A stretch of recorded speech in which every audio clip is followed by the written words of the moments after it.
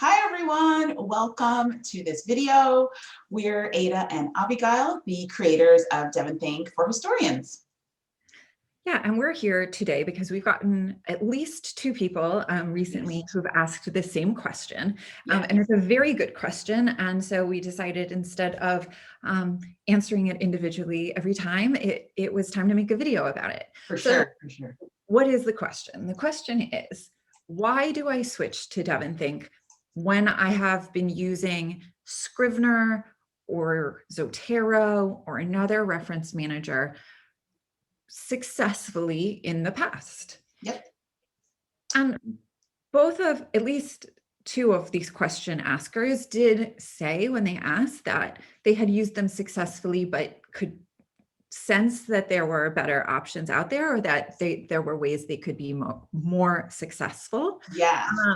And yeah, sorry. Yeah, no, and I was going to just point out that that's the most important part. Like, if you are using these other tools and you are happy and you are content and everything is moving and you're happy with your research, then keep doing what you're doing. Don't fix what's not broken. But when that's not the case, I think you're going to continue, Abigail. Yeah, exactly. We are not here to put the hard sell on switching to DEVONthink. No. There are plenty of personal workflows that are well suited to using a tool like Zotero or Scrivener to do primary source-based qualitative research projects. There are also projects that are particularly well suited for those tools. And then there are personal workflows and projects that just require a little bit more, to borrow, or to use the analogy of cars, like a little more horsepower. Your little Camry isn't going to get you over the hill or tow the giant load of sources that you need for this project up the mountain. Yeah, I say this as if I like pretending I know anything about it. It's okay. I think we're all with you in that. And I think the important part that has come up in our collaboration on DEVONthink for historians, and that we see with more and more people as we chat with them, is this idea of workflow. And oftentimes researchers are not thinking through their workflow. They're not reflecting on their workflow. And that's something big that we encourage you to do in our course. But even before you were to decide what platform you're using, to think about the projects that you've worked on in the past, or if this is your first project, how you might want to approach that project and what you might need along the way. It's obviously can be easier to identify your frustrations if you've completed a project or two and you're like, oh, this is great. Zotero is awesome. It has so many features, but I really wish it did fill in the blank. Can really help you identify if DEVONthink is the right thing for you, or if another tool, because there's a multitude of tools out there that are right for you. So Abigail, we spoke before we started recording about some of your favorite things about DEVONthink. Maybe you can share that so people can see in themselves, like, oh, I really wish Zotero or Scrivener or whatever tool I'm using right now did blah. What would the blah be that you're like, oh my gosh, come over to DEVONthink? Yeah, so actually, even before I say that, I want to step back and talk about Scrivener and Zotero and what they are really good at. Yeah, for sure. So Scrivener, for those who haven't used it, is a really excellent word processing tool that's optimized for projects that are parts that make up a larger whole. So whether that's chapters or essays or sections or what have you. I loved it for my dissertation because I broke basically every chapter into littler pieces and sections, and the end could kind of zip it all together. But while I was working on a section, I did not have to look at anything but that one piece I was writing. So for people who struggle with the overwhelm, Scrivener is a really excellent tool. Now, a lot of people have tried to use Scrivener because it does have an ability to store sources in it, have tried to use it as a database. And it's just not optimized to be a database. You can do it. And if you're only working with, I'm not going to put a number on it, but a smaller number of sources than, say, for a historical dissertation or book length project, Scrivener could do just fine. But I've never recommended it. Zotero, on the other hand, is optimized to be a reference manager. Yeah. And as a reference manager, it is a database. It does hold data about your sources, and it can actually hold the source there too. You can put your PDFs of your documents in there, put all the citation information, take notes. And that's very similar to the workflow we describe in DEVONthink. However, and here's where I'll start transitioning into what I think DEVONthink does better and what I love about DEVONthink. Great. At the end of the day, Zotero is designed to be a tool that will help you generate citations. DEVONthink is not. You cannot use DEVONthink as a historian. I shouldn't say cannot.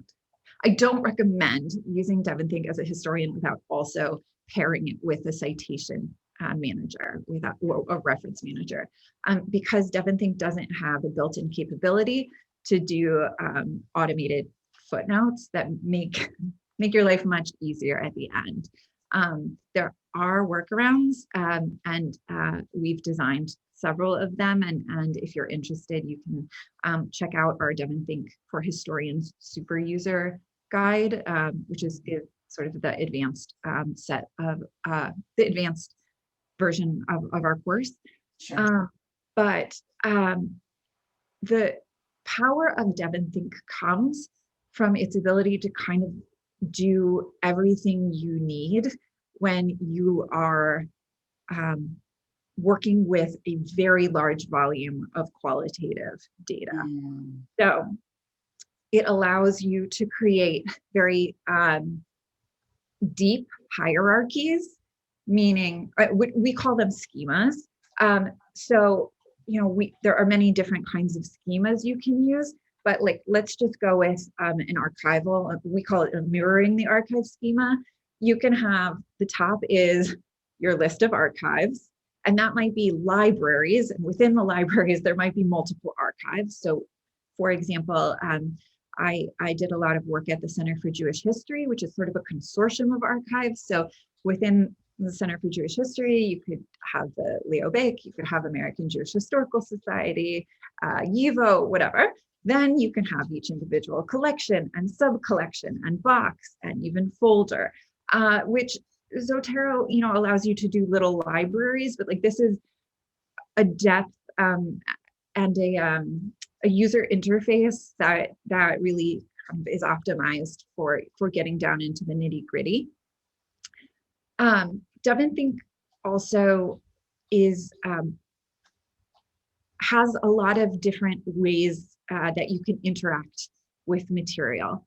So you can annotate right onto PDFs within DEVONthink. You can also link different materials together using hyperlinks within DEVONthink in ways that are really conducive to building arguments or visualizing arguments as you're building them.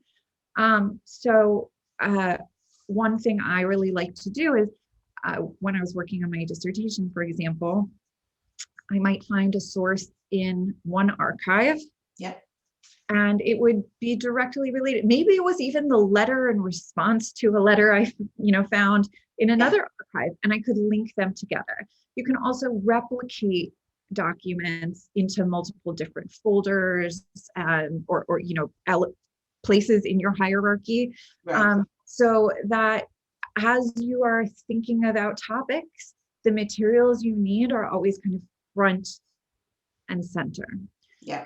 You can also write within DEVONthink. It's not optimized for longer form writing, like I still prefer Scrivener to do lengthier pieces. Yep. But I will take very extensive notes in note files in DEVONthink, and then I can have within just one platform, I can have my archival notes, document notes, and a document open in one workspace. And it's really, it eliminates the distraction of like clicking from app to app to app to app. It's just all nicely right there. And that I think the elimination of some of that friction, I think undervalue. Yep. It's nice to kind of keep everything together. And finally, DEVONthink is just a very, very robust. It has robust searching capabilities. Right. So it is just a great tool that you can use to surface material that you don't remember what you named the file. Well, there's a lot of metadata you can search to find that thing. I've even like looked for sources that were added to the database, like between date and date, and just because I kind of had a recollection of like looking at it, right, the same day I had lunch with that person, right. and I found stuff that way. So it's really powerful to surface things that you're looking for and you don't have a precise search term. I think that is my, the top of my list. There's a lot of other stuff I love. I think the user interface is really, once you become familiar with it, I think it's very intuitive, and it's pretty simple. It's not busy. Like, I've been trying to learn Photoshop recently, and I'm just like, why don't these buttons, why isn't it clear what these mean? Why, like, can clicking on them different amounts of times, like, lead to different tool options? I don't get it. So it is definitely not as complicated as Photoshop. And whatever. We have another video where I talk about like my 3 favorite things in DEVONthink 3. So you can go see some more of the particulars. But I think if you are a Mac user already, or you plan to switch to Mac, it's a really great option. And DEVONthink offers a really generous trial, which is 30 days. And they also offer a very generous discount for people affiliated with educational or nonprofit institutions. I think there's no harm in checking it out and playing around with it if you're curious, and if Zotero or Scrivener or whatever you've been using hasn't been working perfectly for you. Yes, I love this. Let me just summarize with a little bit of what I was hearing. I was taking notes as you were chatting, and I think there are a couple really important points that I'd love to summarize and share again. So at a big level, at the biggest level, one of the things I hope you take away from our conversation, and pretty much all of our joint work together, I think, is this importance of workflow and being mindful of how you go about your research and how you can use like the processes that you create, as well as the tech tools that you use to make that process as streamlined as possible. Like the tools are really just part of getting you to the end result, which is the book, the manuscript, the genealogy, summary of your family. Like, you really want to get on the other end, and the tools are what help you get there. And so finding the right combination of the tools, or finding the set of tools that help you do that the easiest, is important. So that's really, really important. And the tools are what help you collect the data, as well as help you process and understand the data. And they help you convert all of these resources and all of this information that you've collected, all the sources that you've collected, into the finished document. And really, what Avigail was speaking of earlier, at least from my perspective with kind of my engineering background, is that there are 3 types of tools that you might use along this process. There could be more. We have another video about margin note. Is it margin note, I think? Yep. And that is like a mind mapping tool. So I'll give 3 general ones, but there are more depending on your workflow and your project. But the first is this idea of a citation manager. And you need a citation manager if you're going to need to output citations, formatted citations, Chicago style, APA style, whatever citations on the end. So that's one tool or one type of function within a tool. The next, and Zotero is really great at that. And there are a lot of other citation managers. Then the next kind of tool you might need is a word processing tool. This is where you're going to write, where you're going to link to your citations, where the citations will be built, and this is the document that you might create to PDF or submit to a publisher, etc. So that's where it's all coming together. And Scrivener is a great version of that, and there's a lot of strengths it has in the word processing arena. But when we think, the 2 of us think about DEVONthink, we're thinking about a different function from those previous to it, not as a citation manager, not as a word processor, but as a database, a place where you can collect and store your sources and explore those sources to find connections, craft arguments, as Avigail mentioned earlier, and make the process of the creation via the word processing to identify what citations go where so much easier. So it's important to think about not only, like, oh, I need to write this thing. And I think for me and lots of other people, perhaps you think about, okay, I need to just write this thing, but there's a whole process that happens before you start writing, and a database can really help you facilitate the collection of the resources and the exploration of the resources through OCRs, which we didn't even talk about today, like taking a PDF and making it machine readable, tagging, and a lot of the other stuff Avigail mentioned earlier, in a really important way. So if you feel like you need a database and you are a Mac user, DEVONthink is a really powerful tool. Cool. Anything you'd like to add to that? No, that was every time you summarize, like you synthesize me, I'm just like, man, I wish she lived in my brain. Well, that's why we partnered up, and I love our collaboration for so many reasons. But yeah, I find it to be fun. I think we complement each other well, and I think that that hopefully came through in this video, but I definitely think it comes through in our courses. And we've been lucky enough to create 3 courses that we've had lots of people, like hundreds of people take, which is like, yay, how exciting is that? And if you're interested, there'll be a link for you can explore those courses in the description of this video. There are 3 of them. So the first is Database Foundations for Researchers. And that one's all about some of the stuff we talked about here. Thinking about workflow, thinking about why do you need a database, how you can structure that for yourself. And then at the end of that course, there is a summary table that we've created that compares, in our opinion, some key tools that researchers use to help you figure out which one might be great for you. Mm-hmm. But if you know, and that's a great course if you're not sure what tool to use, if you're a Windows user, because DEVONthink isn't available to you as a Windows user. So if you fit in either one of those categories and Database Foundations for Researchers makes sense, then we invite you to enroll. If you know that DEVONthink is for you, you already have it, and you're like, I'm a Mac user, I'm into DEVONthink, then we would recommend you skip that first one and start with our DEVONthink Starting Up guide.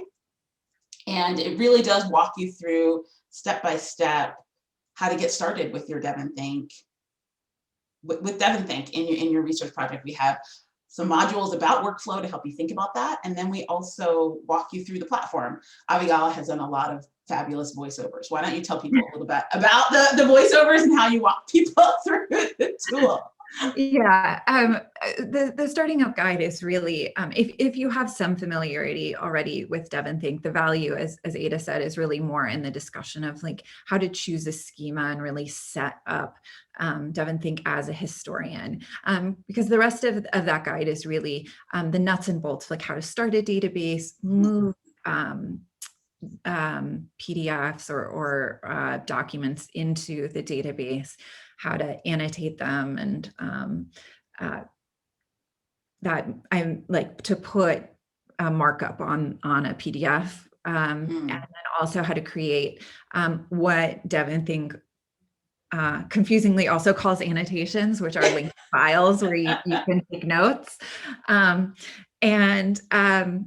then, the super user course really, I should say we also cover tagging and searching in the Starting Up guide. And the super user course really actually then zooms in on annotation and walks you through a workflow that we created that allows you to basically keep your citations with your documents in DEVONthink, which is important because, as we all know, there is nothing worse than not knowing where your document came from years after you collected it from some archive that you can't remember. So you got to keep your citations together with your documents in your DEVONthink database. And you also want them in your citation manager. So we designed a workflow that allows you to just enter the data once and magically, using a script, send it over to a reference manager called Bookends. Which is actually, Zotero is wonderful. The advantage of Bookends, it's more of am I saying it right, Ada? A WYSIWYG. What you see is what you get. Yep. So it's a bit more customizable, which when you work with less standard documents, when you're not just doing books and journal articles, but have a variety of different kinds of archival material.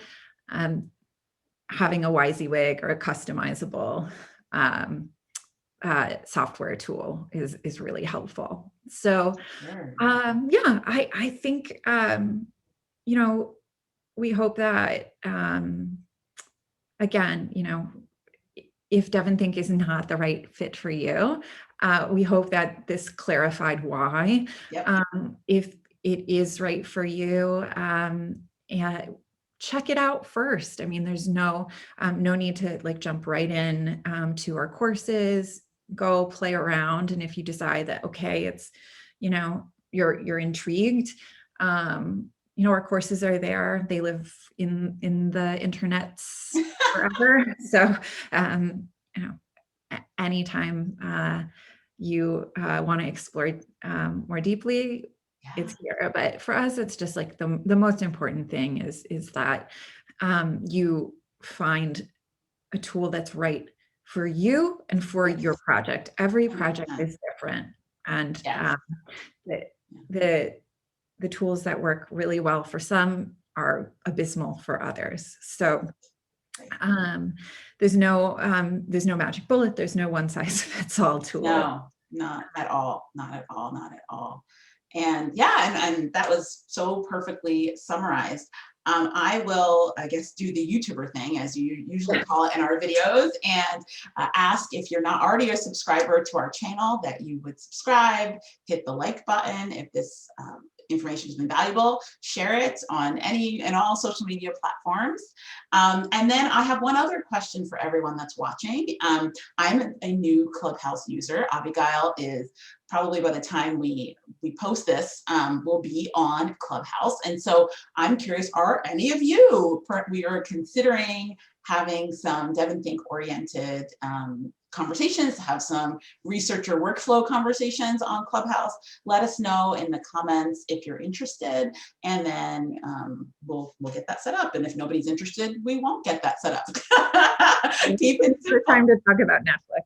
Exactly. Then we'll focus on the other fabulous conversations that are happening on that platform. Well, I'm really excited about this video. I think it's awesome, and I guess we'll see everyone else in our next video. Thanks so much, everyone. Bye.